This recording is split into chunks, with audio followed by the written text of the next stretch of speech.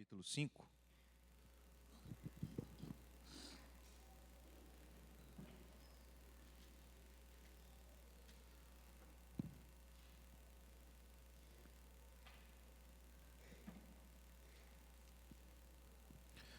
Nós estamos nas bem-aventuranças que fazem parte do Sermão do Monte.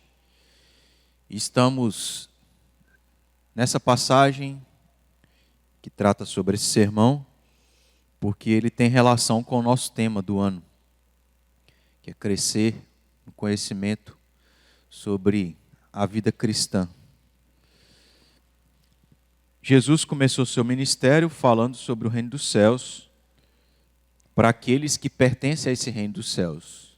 Como é a vida daqueles que pertencem ao reino dos céus? Ou seja, como é a vida daquele que é cristão? Como ele deve viver? O que caracteriza a vida do cristão que pertence a esse reino, mesmo vivendo nesse mundo caído, sujeito ao pecado? As bem-aventuranças são algumas destas características ditas por Jesus a respeito de quem nós somos. E nós vamos ler juntos para relembrar, começando no versículo de número 3 até o versículo 12. Vamos juntos? Bem-aventurados os humildes de espírito, porque deles é o reino dos céus. Bem-aventurados os que choram, porque serão consolados. Bem-aventurados os mansos, porque herdarão a terra. Bem-aventurados os que têm fome e sede de justiça, porque serão fartos. Bem-aventurados os misericordiosos, porque alcançarão misericórdia. Bem-aventurados os limpos de coração, porque verão a Deus. Bem-aventurados os pacificadores, porque serão chamados filhos de Deus. Bem-aventurados os perseguidos por causa da justiça, porque deles é o reino dos céus. Bem-aventurados sois quando por minha causa vos injuriarem e vos perseguirem, e mentindo disserem todo mal contra vós. Regozijai-vos e exultai, porque grande é o vosso galardão nos céus, pois assim perseguiram os profetas que viveram antes de vós. Nós temos aqui quantas bem-aventuranças? 11? Quem dá menos? Quem dá menos? Isso, 8. Nos dá a entender que são 9, né? Porque nós temos em negrito aí 9 versículos com a primeira letra em negrito. A gente tratou um pouco sobre isso domingo passado, mas já que os irmãos tiveram dúvidas, né, a respeito da quantidade, são 8, porque os 3 últimos versículos tratam sobre a mesma coisa. O versículo 10 é um resumo daquilo que é expandido nos versículos 11 e 12. Então são 8 bem-aventuranças. E por que eu estou dizendo isso? Porque no último estudo nós concluímos a última bem-aventurança. E como nós tínhamos 2 versículos para estudar, entender, ainda que eles falem a mesma coisa que nós vimos no versículo 10, nós não teríamos tempo para tratar sobre algo relacionado ao que Jesus diz nesses 2 últimos versículos. Se a gente entrasse nesse assunto, a gente ia ter que parar e aí ter que deixar para o próximo estudo para terminar. Então, eu preferi não focar nessa parte e deixar para fazer isso hoje, visto que hoje é o último domingo. Então, a gente encerra essas bem-aventuranças, tratando hoje sobre um assunto específico aqui nessa última e 8ª bem-aventurança, para ir para a partir do próximo mês a gente entrar em outro assunto, em outro estudo. Seria muito interessante, muito válido, nós podermos tratar sobre todo o Sermão do Monte, que se encerra lá no capítulo 7 de Mateus, no versículo de número 29. Porque o versículo 1 do capítulo 8 de Mateus nos informa justamente que Jesus, a partir desse momento, então, sai de onde ele estava, que era um monte.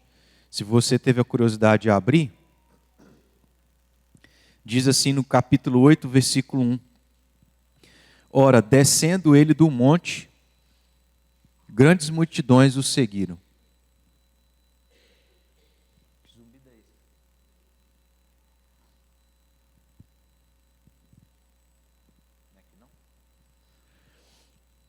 Então, só uma informação, tá? Para a gente saber que o Sermão do Monte começa no capítulo 5, termina no capítulo 7.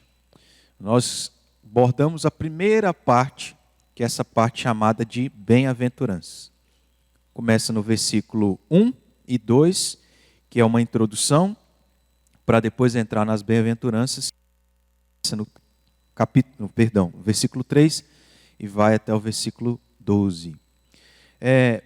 Eu quero reler com os irmãos esses dois últimos versículos, o 11 e o 12. Preste atenção no que Jesus aqui diz, né, nessa última bem-aventurança. Bem-aventurados sois quando por minha causa vos injuriarem e vos perseguirem e mentindo disserem todo mal contra vós. Regozijai-vos e exultai, porque grande é, ou melhor, porque é grande o vosso galardão nos céus, pois assim perseguiram os profetas que viveram antes de vós. Nós tratamos sobre tudo nesses dois versículos, exceto a questão do isso. E aí o que é que nós vamos fazer? Nós vamos ver alguns textos que trabalham sobre isso, para a gente entender um pouco mais sobre esse assunto e talvez a gente aqui não use todo o nosso tempo. Só um minutinho, irmãos.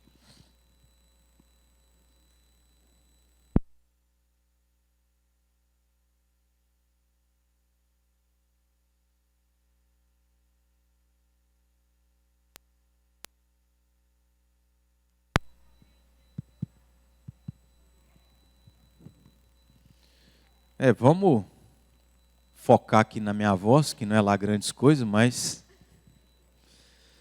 é os desafios que nós temos. Então, irmãos, nós vamos tratar sobre isso, ver alguns textos, entender um pouco sobre esses textos que têm relação com esse assunto. E talvez, por não ser um assunto que nós vamos aqui encontrar tanto conteúdo, tanta informação, talvez a gente não chegue aí ao horário final que a gente costuma chegar, que é por volta de 10h30. Mas eu creio que é bem válido a gente poder considerar o que a Escritura, mesmo de maneira resumida, fala para nós sobre isso. Vamos abrir na passagem, no texto de Mateus, capítulo 11.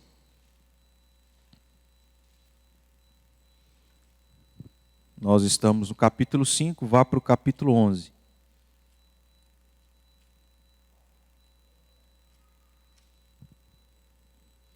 A partir do versículo 20.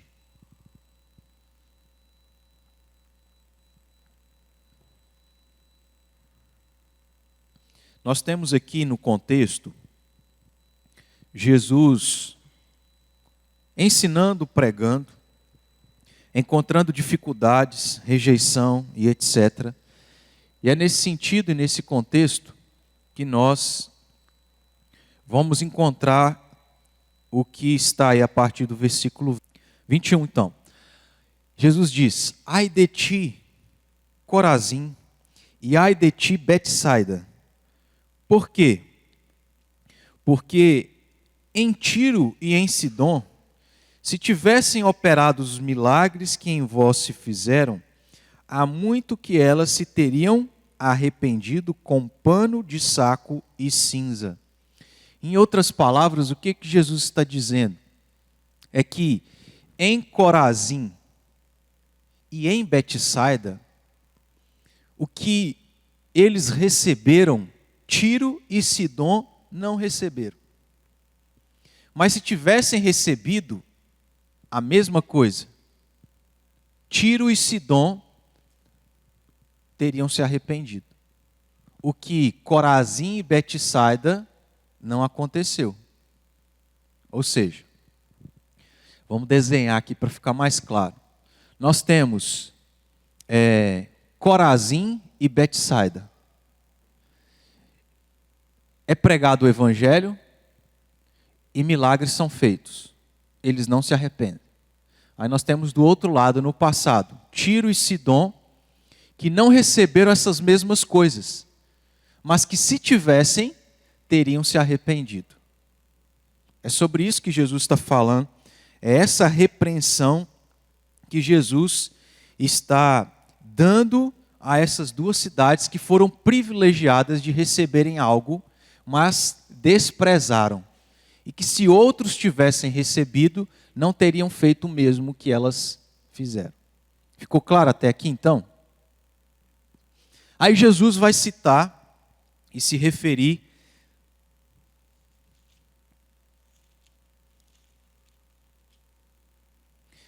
mais à frente sobre outra cidade.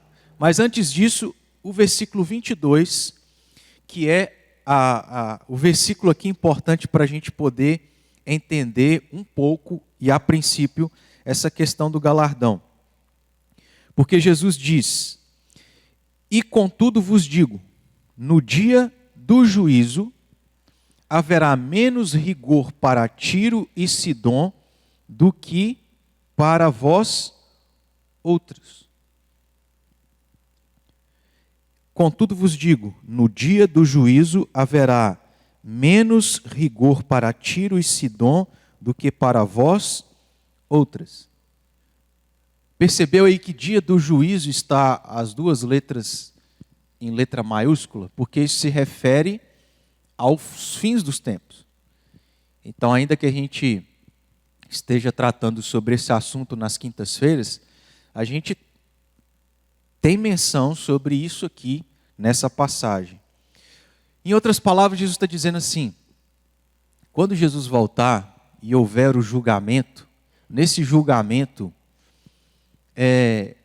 a maneira em que essas 4 cidades serão julgadas será de maneira diferente. Aí Jesus diz: para aquelas que não receberam o privilégio e a oportunidade que Betsaida e Corazim, o castigo será menor. Para aquelas que receberam a mensagem, os milagres, os sinais e os testemunhos, mas desprezaram, o castigo e o juízo será maior. Vocês acompanharam isso aqui no que Jesus está dizendo? No dia do juízo, haverá menos rigor para Tiro e Sidom. Por quê? Não é que elas não receberiam nenhum tipo de castigo, de juízo ou punição, mas seria menor do que para Corazim e Betsaida. Por quê? Corazim e Betsaida tiveram o testemunho, o sinal, mas desprezaram. Agora, Tiro e Sidom não. E se tivessem, o que Jesus disse? Elas teriam se arrependido.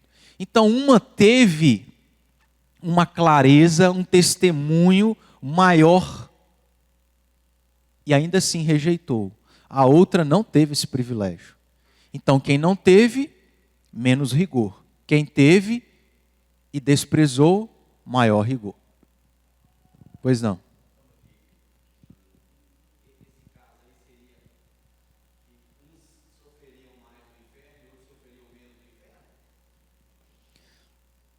É? É? Olha só. Sim. Então, é isso que a gente está extraindo de 2 versículos. Exatamente isso. Por quê? A Bíblia não tem uma descrição detalhada, vasta, sobre as coisas que serão após essa vida. Já perceberam isso? Que após essa vida é uma questão de fé, de como vai ser. E na verdade isso nem importa. O negócio é você estar lá no céu, porque no inferno a gente não quer estar. E aí, pouco importa saber como é que vai ser o negócio lá. Como que vai sofrer, aonde vai ser. Ninguém quer saber, né? Mas a Bíblia não foca nisso. Então, fala, mas não foca. Ela não dá conteúdo suficiente para a gente ter uma clareza e uma certeza de como será.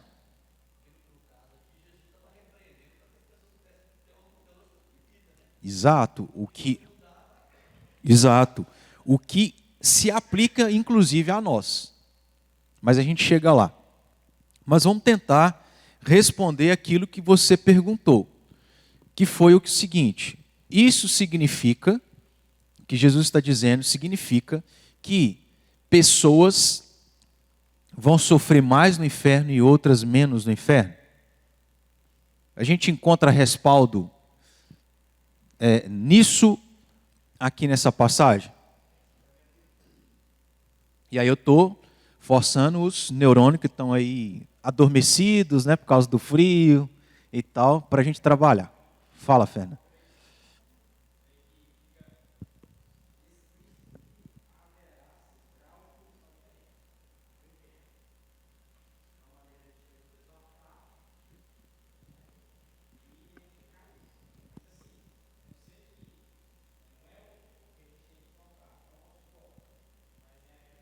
Certo. Agora eu quero que você me prove isso olhando para o texto.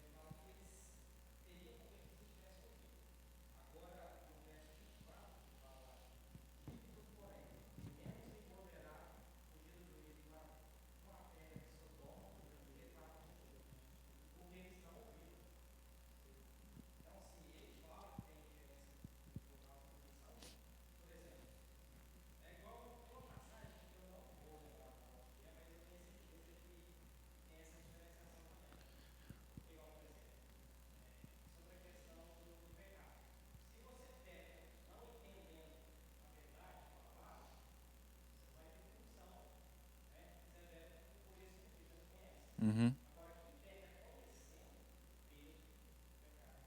Certo.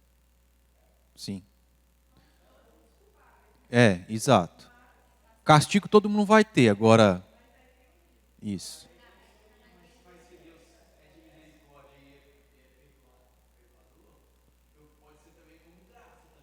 Tá, mas aí vamos por parte. Sim.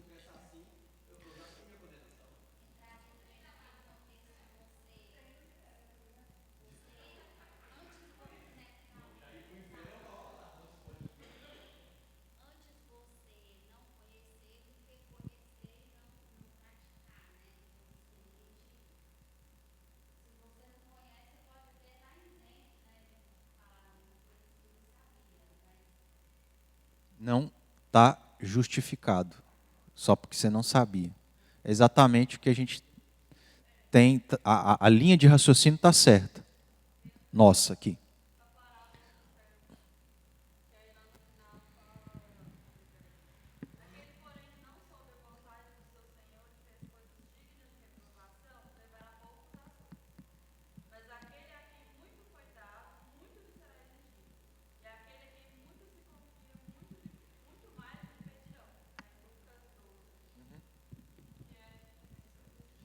Vocês já citaram duas passagens que nós vamos chegar nelas para poder também analisar. Então vocês estão entendendo, de certo modo, um pouco sobre isso, galardão. João Paulo, microfone. Vem aqui à frente, João Paulo. Tô brincando.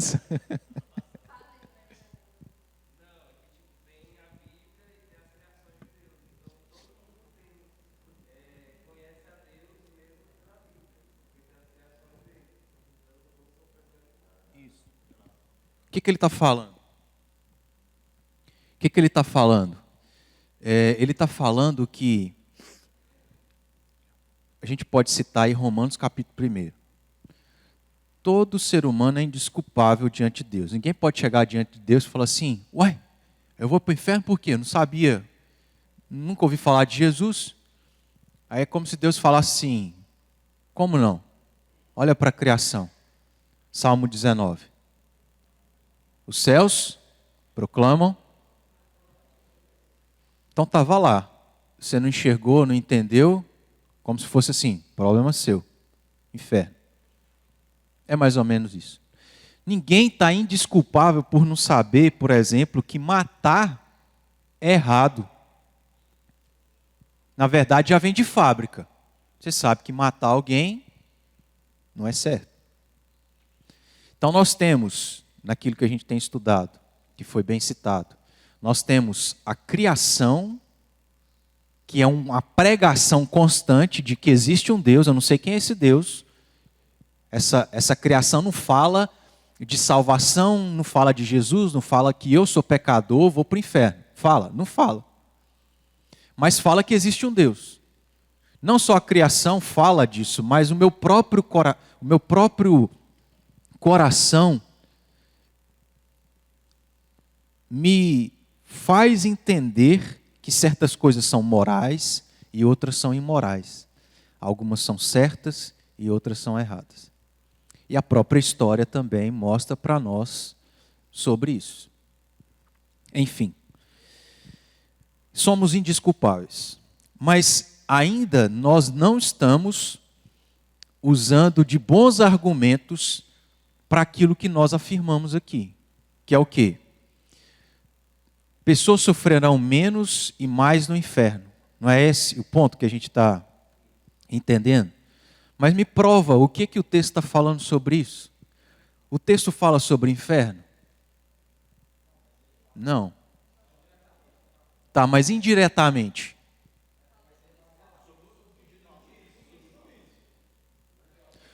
Mas juízo se refere a céu e inferno. Hã?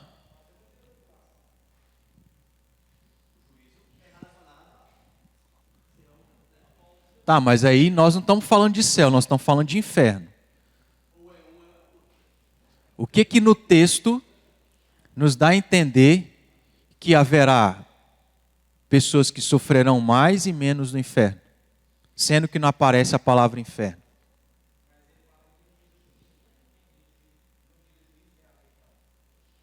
É justamente, essa ideia não é tão boa na argumentação, porque dia de juízo não se refere só a inferno.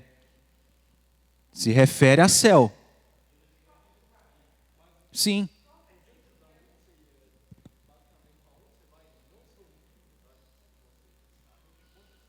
Não é porque tem relação. O que acontece, irmãos? Quando Jesus voltar, quem está morto ressuscita, né? Então a alma que está no inferno volta para o corpo, ressuscita. A alma que está no céu volta para o corpo, ressuscita. Está todo mundo vivo diante de Deus. Diante de Cristo, melhor dizendo. Aí haverá o julgamento. O julgamento se aplica a quem? A todos. Só que os crentes serão julgados? Não. Por quê? Por causa de Cristo, certo? Quem é o advogado? Aos olhos de Deus nós somos justos, certo? E assim, vamos abrir um parênteses. Sobre essas questões finais dessa existência, a Bíblia não fala muita coisa. Então não quer dizer que é exatamente assim, não quer dizer que eu estou certo, porque não sei como exatamente será. Mas o fato é que aos ímpios, aí sim, haverá um juízo do qual haverá uma sentença da mesma forma que uma sentença para nós. Não é isso que Jesus disse?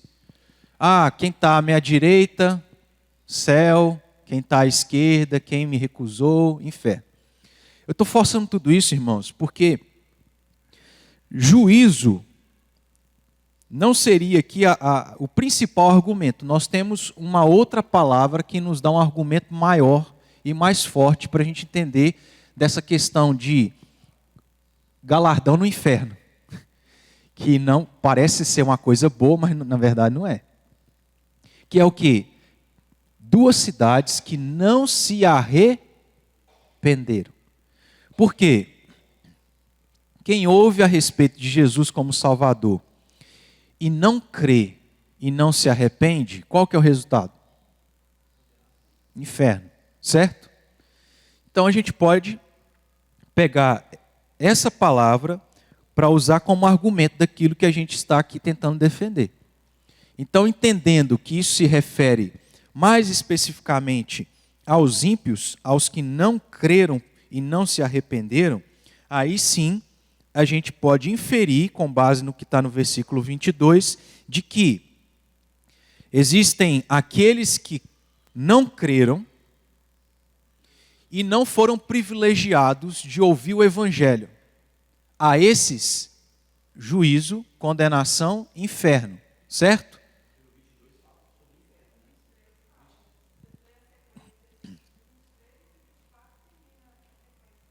Isso.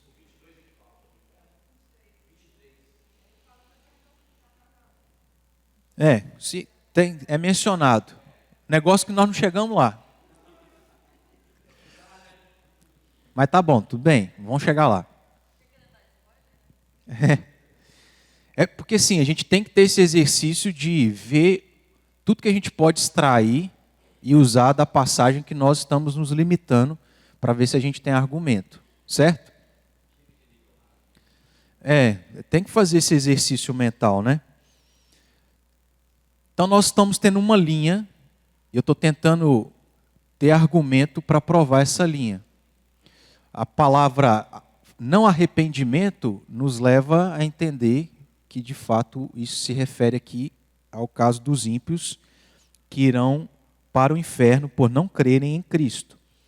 De maneira que, então, a gente conclui: quem não se arrepende no dia do juízo irá para o inferno, e se ele ouviu o evangelho e recusou, mais sofrimento. Se ele não ouviu o evangelho e não creu em Cristo, menos sofrimento. Por quê? Ele não foi privilegiado com informação. Mas todos indesculpáveis diante de Deus, certo? Inferno para todos que não creram. Agora, há galardão no inferno, onde pessoas vão sofrer mais e outras menos. Naquilo que Jesus aqui, ou naquilo que a passagem está falando, tem um aspecto que é informação. Tem outros aspectos, que talvez a gente vai observar isso aqui em outras passagens. Mas no que nós nos limitamos a essa passagem, um aspecto é informação. Se ele tem informação e não se arrependeu, castigo maior. Se ele não tem a informação, não creu, inferno, mas castigo menor. Certo? Está claro isso aqui? Está tranquilo? Vamos para o 23.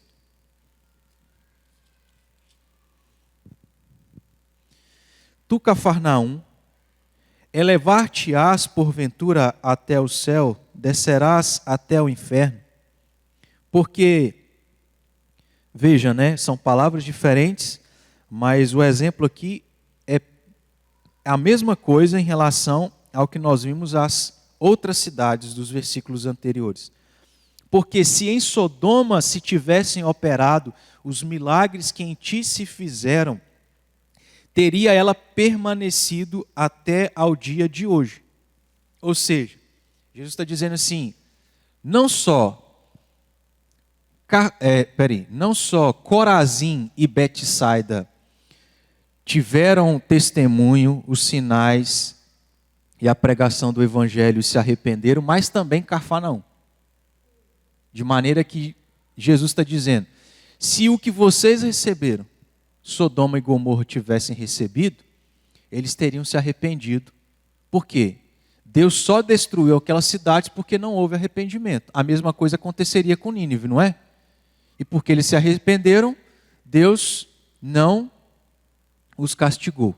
Então, se Sodoma e Gomorra tivessem tido o privilégio que Cafarnaum recebeu, eles estariam vivos até hoje. E Cafarnaum recebeu, mas desprezou.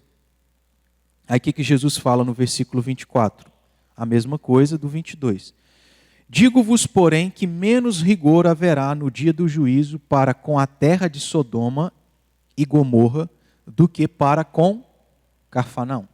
Então são dois exemplos da mesma verdade que Deus está, da mesma verdade que Jesus está falando. Ficou claro? Aonde a Bíblia fala sobre galardão no que diz respeito ao inferno. Quem tem mais informação e não se arrepende, maior sofrimento.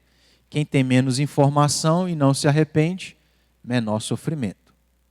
Ok? Alguma dúvida nesse sentido? Estou falando heresia aqui? Vamos para o segundo texto? Hã?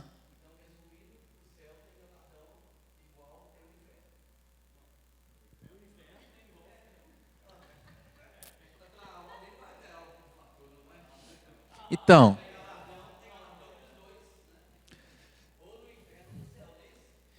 sim, dá a entender que sim, né? Por inferência, por questão lógica.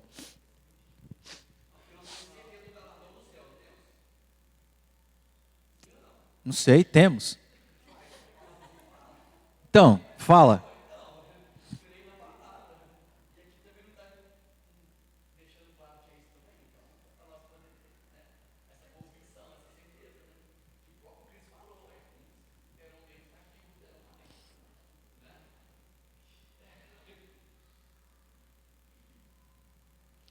Vamos lá para Lucas então? Lucas 12.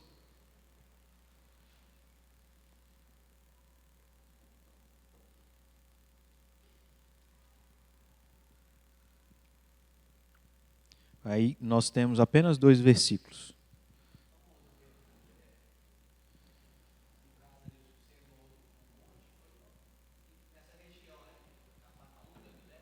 Uhum.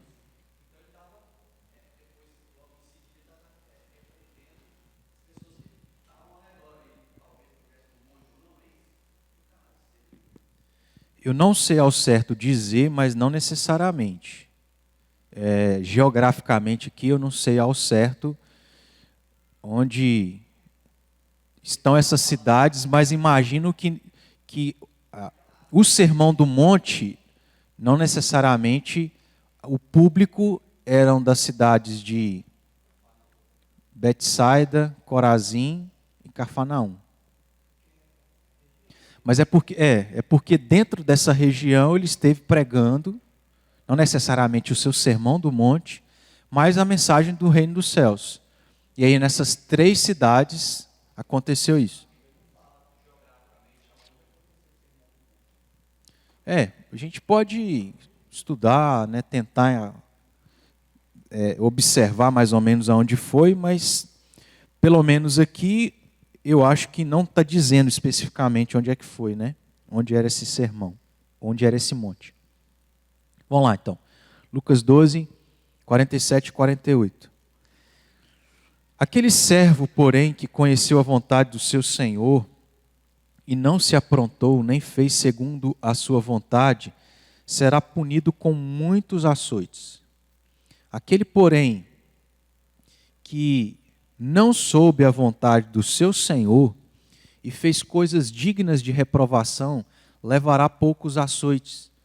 Mas aquele a quem muito foi dado, muito lhe será exigido, e aquele que em muito se confia, muito mais lhe pedirão.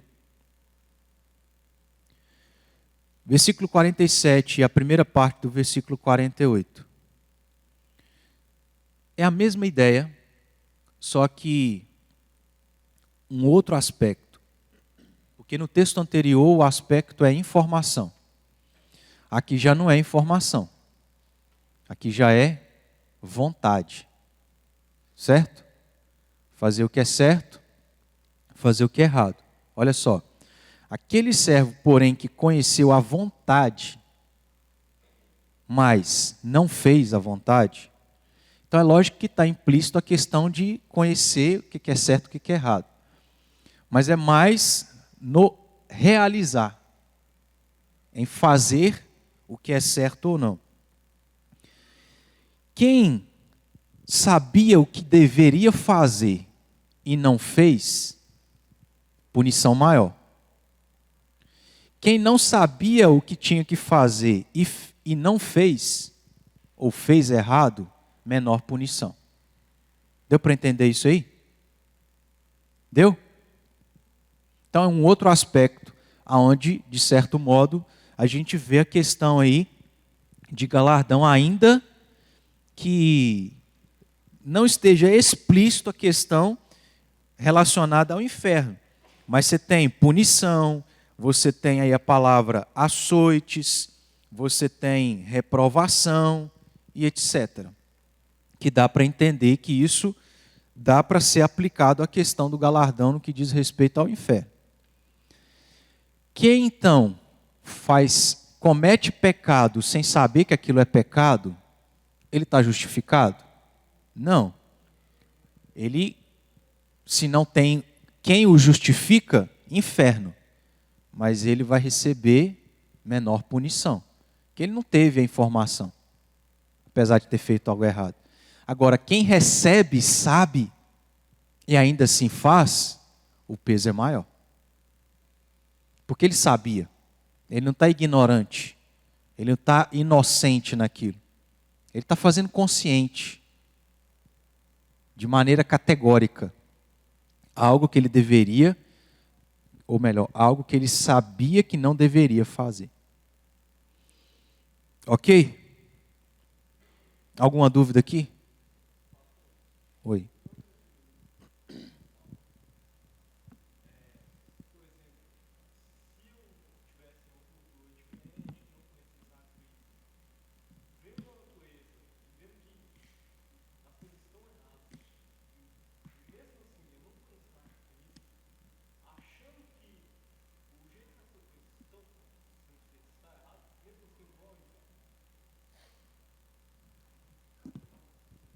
Sim. O que leva... Hã? Por quê?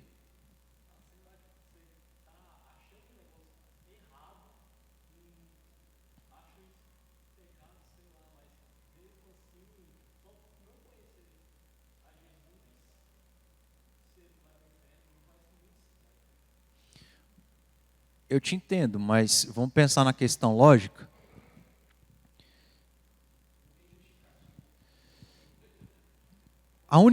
A única coisa que salva alguém é Cristo. Se ele não crê em Cristo, por mais que ele ache que esteja fazendo algo certo, sendo errado, sem Cristo, não tem o que fazer. Mas veja, estou te entendendo. Vamos pensar que nos índios lá na Amazonas, no meio da Mata Atlântica, não tem internet, não tem livraria, não tem biblioteca, não tem acesso de ninguém à cultura, à civilização. Eles estão lá.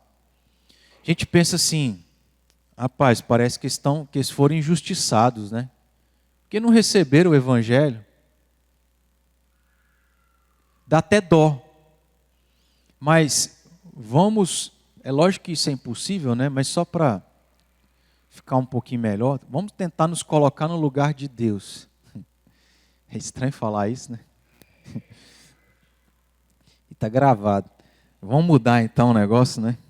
Vamos tentar pensar na perspectiva de Deus. Rapaz, não importa para Deus se a pessoa não foi privilegiada com o evangelho. O pecado é algo que incita a ira de Deus.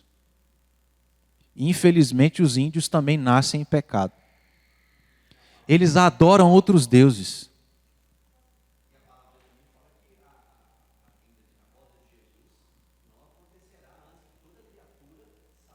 Sim, sim, sim. É. E aí, só para completar aqui. Então, eu te entendo. Mas pensando na perspectiva, ou pensando na maneira como Deus vê o pecador, não importa se ele teve acesso ou não. Ele é pecador. Porque ele faz coisas que abomináveis diante de Deus. Ele adora outros deuses. Só que, ainda assim, mesmo que ele não tenha o evangelho, porque veja, se ele tiver e não crer, a punição é maior. É até pior para eles, nesse sentido. Mas eles não são, assim, dignos, entre aspas, tá? E não tem nada a ver aqui com o exemplo em específico que nós estamos nos referindo. Mas eles não são dignos de dó porque a natureza fala a respeito de Deus. A consciência deles fala a respeito de Deus. Eles estão recebendo um testemunho. Não um testemunho tão claro como o que a gente encontra na Escritura, mas estão.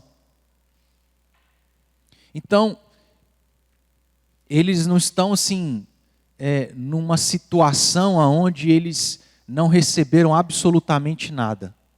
E aí é por isso que o nosso chamado é: vai, pregue a toda a criação.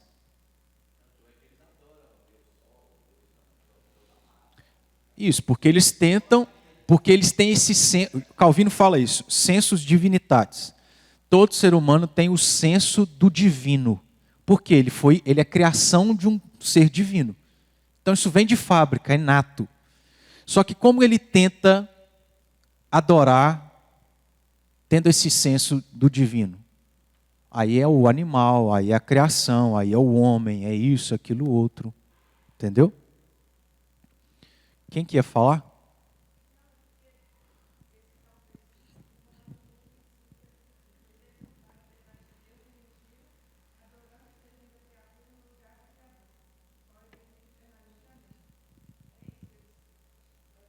Uhum.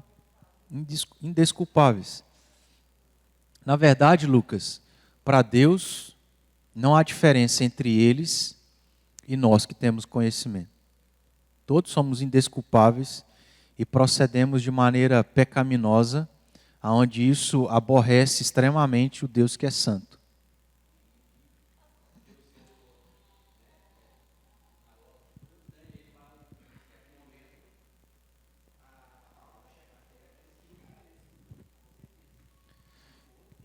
Agora, só um detalhe. Hoje em dia, com a tecnologia, a internet e a pandemia, eu creio que o evangelho está chegando aonde nunca chegou. Porque, querendo ou não, é lógico que existem tribos que não têm nenhum tipo de tecnologia. Mas eu não tenho certeza disso, mas imagino que há tribos que hoje têm internet. Irmão, se você tem internet e tem YouTube, alguma hora você vai topar com alguma coisa a respeito da Escritura.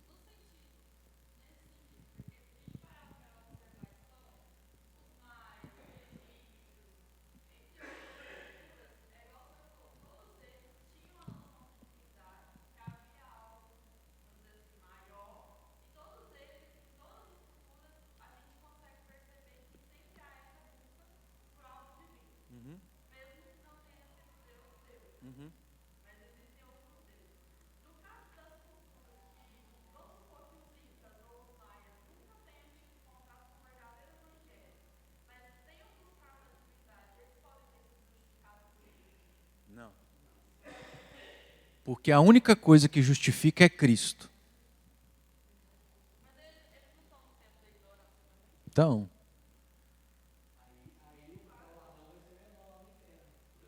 é. Mas sem Cristo não é justificado. Tem que ter Cristo. Nem que tenha sido por meio de uma visão.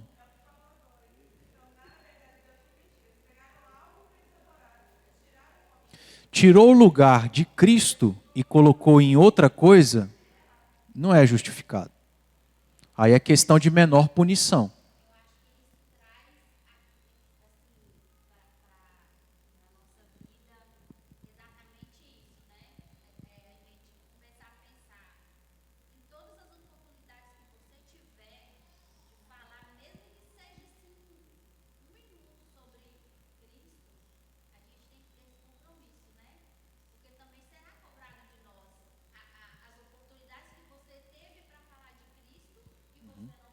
Olha só, inclusive, já assim partindo por uma outra, um outro lado, né?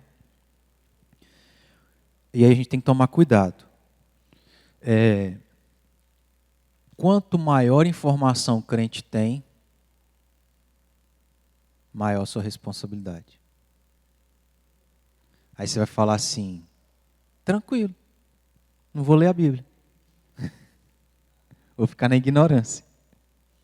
Isso não é um pensamento de um cristão, não é? Mas vamos pensar, não tem gente que não deve pensar assim? Que nós somos brasileiros, um jeitinho brasileiro.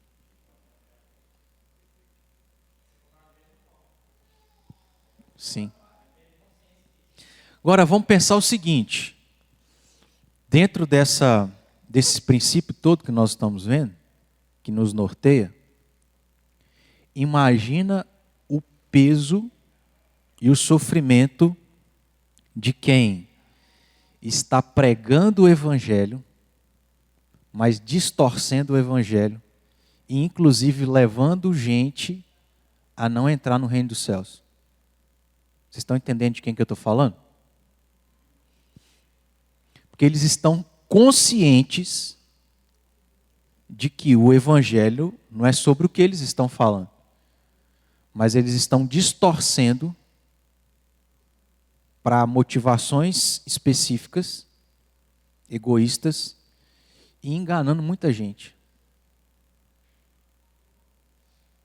O peso será maior. Porque você está afetando não é só a sua vida, afetando a vida de outras pessoas.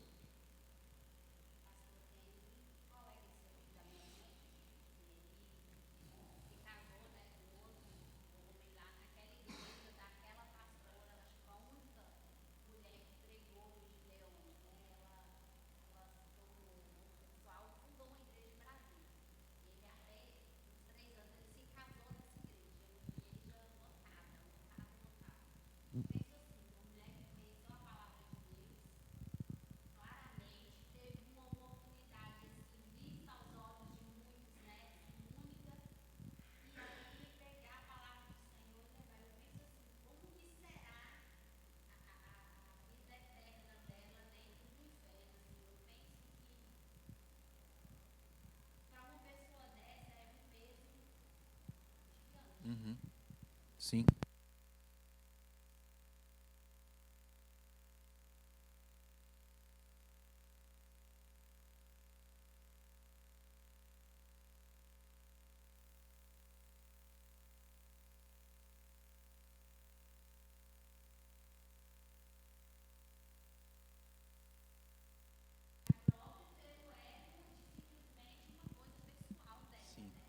É. O peso é maior.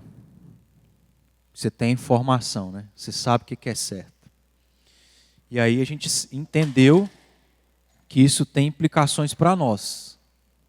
Quanto maior o conhecimento, inclusive quanto maior a oportunidade de se ter maior conhecimento e não se tem, e não se vive,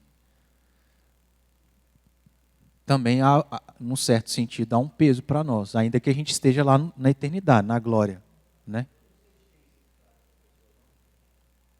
Também não, sim, especificamente, sei não.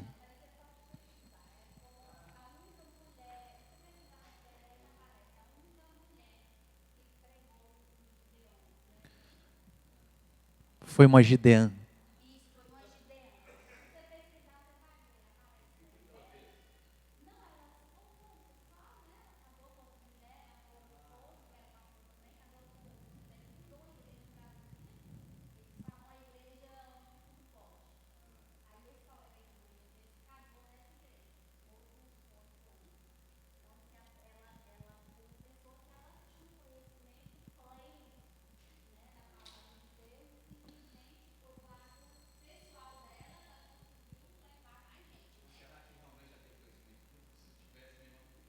Não, conhecimento sim, agora encontro com Deus, com certeza não, né?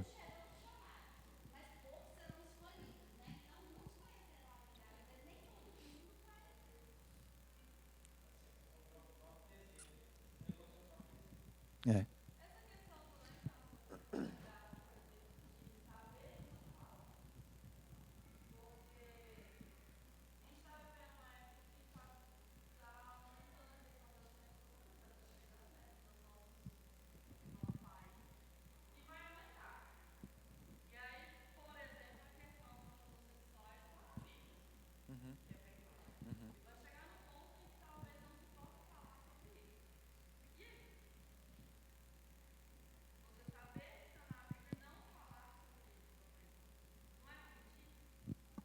Sim, a gente não pode negociar, né?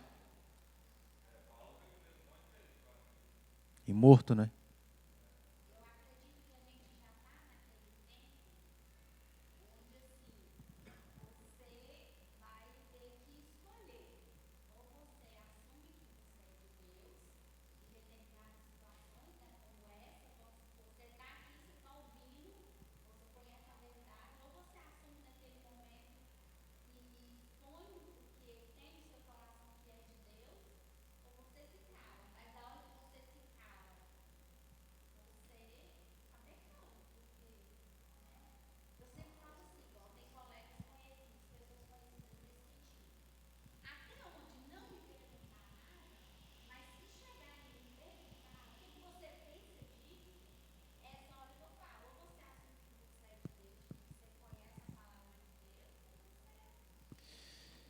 Assim, irmãos, eu penso o seguinte, se eu estiver errado, vocês têm a liberdade de discordar.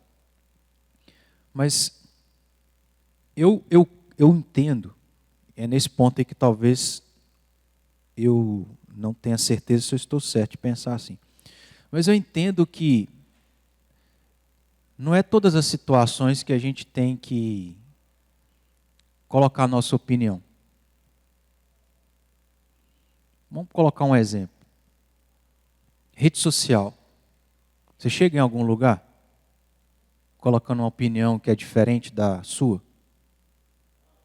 Muito difícil. Quer dizer que você não possa? Você pode. Então é só um exemplo, entendeu? Só um exemplo. Porque tem certas discussões que não chegam a lugar nenhum. Você perde mais a pessoa do que qualquer outra coisa. Entendam isso. Agora, há casos em que a gente precisa pôr a nossa opinião, defendê-la. Principalmente se isso afeta a nossa liberdade de crer e de ter uma determinada opinião. Eu sou pastor, sigo a Bíblia. Alguém quiser me obrigar a fazer um casamento diferente daquilo que Deus prescreve, eu não vou fazer. Isso é contra o Erickson. Não vou fazer. E eu vou pagar o preço por isso. Se tiver legislação para isso, eu vou ser preso. Não vou fazer. Não tem como. Então, vocês estão entendendo? Nem tudo eu entendo que a gente precisa ficar pondo opinião. A gente tem que ter uma sabedoria, um discernimento muito aguçado. Eu, por exemplo, eu sempre tenho esse exemplo, eu sempre tenho essa situação que aconteceu comigo. Eu estava no seminário, eu acho, recém-formado, com as ideias, com a teologia, com aquele negócio lá, o coração queimando, aguçado, na ponta da língua. Eu lembro que um parente meu estava estudando as Institutas de Calvino. Aí começou lá a falar o que ele pensava, a opinião dele, não sei o quê. E algumas coisas eu não concordava. Eu fiquei calado. Vai adiantar? Será? É o que a gente tem que pensar. Vai adiantar? Será? Não, agora é o momento de eu colocar minha opinião e defender o meu ponto de vista, mesmo que eu não vá ganhar a pessoa. Vocês entendem que há casos e casos, irmãos? Não é todo caso que eu tenho que rasgar as minhas vestes por cinza e pano de saco, falar, eu penso assim e assim, assado. Não é todo caso, mas há casos que sim.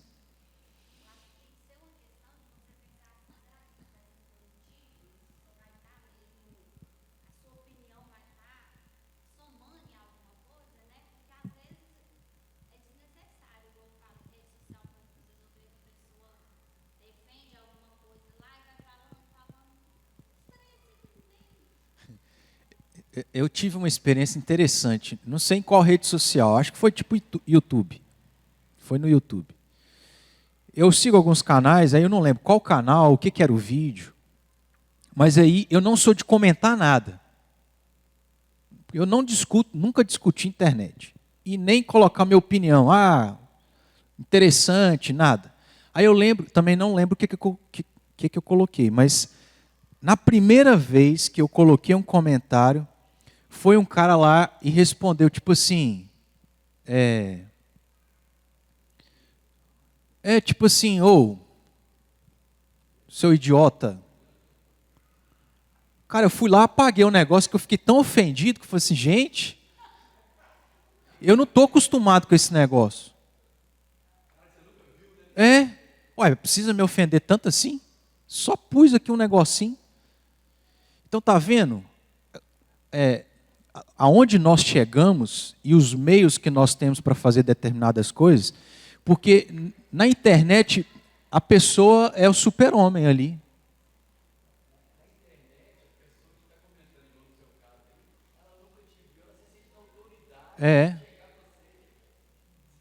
Esbravejar. Exatamente.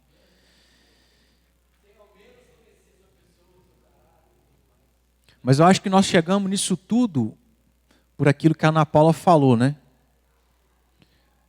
Até que ponto que a gente tem que falar, defender a nossa fé, sendo perseguido, atacado. Irmãos, não dá para negociar. Aí nós estamos falando de negociação. Abrir mão de princípio. Não quer dizer que em determinados momentos onde você entende que você tem que ficar calado, por uma série de circunstâncias, você está negando a sua fé, abrindo mão de princípio. Certo? Mas o fato é que eu pego esse gancho para dizer o seguinte. Irmãos, quão difícil é a gente pensar nas oportunidades que Deus nos dá de pregar o Evangelho e a gente não prega. Vai ter um peso ou não vai? Porque a gente sabe que tem que falar, mas a gente não fala.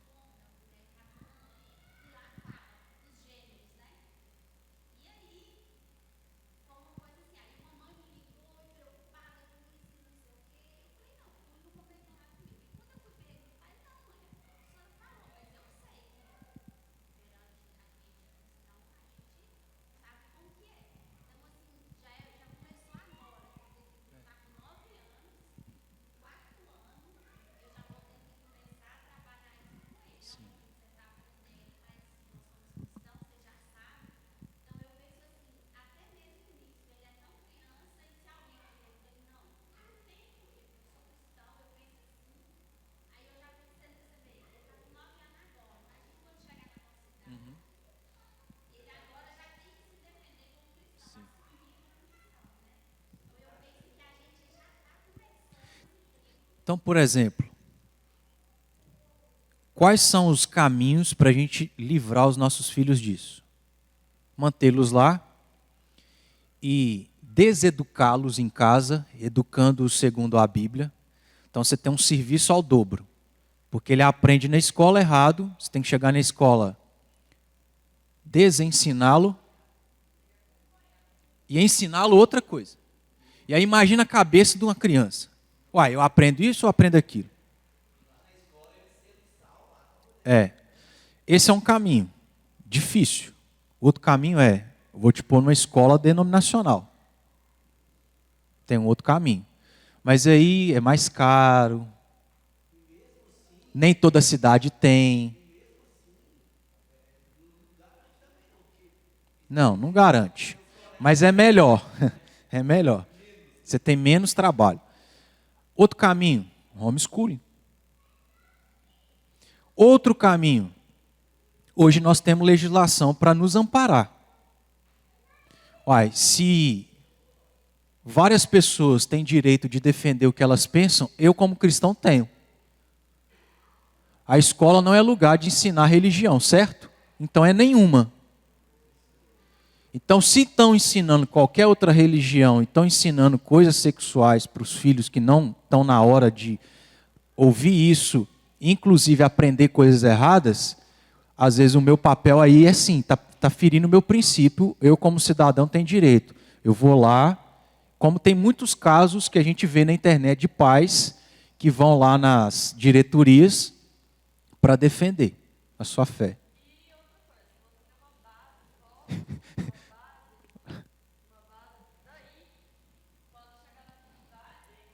Não, aí lascou.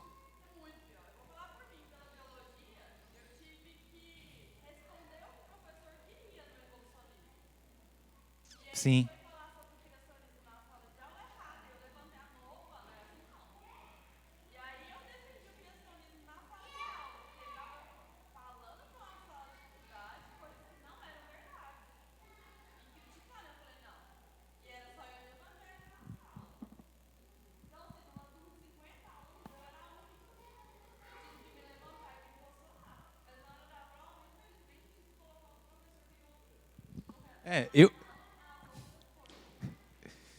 Nem que a gente termine meio-dia, eu te dou oportunidade. Às vezes, o que a gente tem que fazer eu não penso assim, porque às vezes você não vai convencer.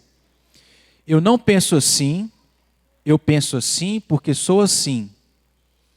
Não concordo que eu tenho que responder na prova assim, mas eu vou pôr porque eu preciso ser aprovado. Esse é um caminho. O outro caminho é correr atrás do seu direito. Olha, eu penso assim, não quero responder assim. Tem como a parte gestora defender o meu ponto de vista? Se tiver, só que é um preço alto, né? Porque hoje todo mundo defende todo mundo menos os cristãos. Todo mundo tem liberdade, agora cristão cala a boca, é Jesus numa cruz, aonde tem lá uns homens em cima da cruz, e aí problema, não tem nada a ver, não é?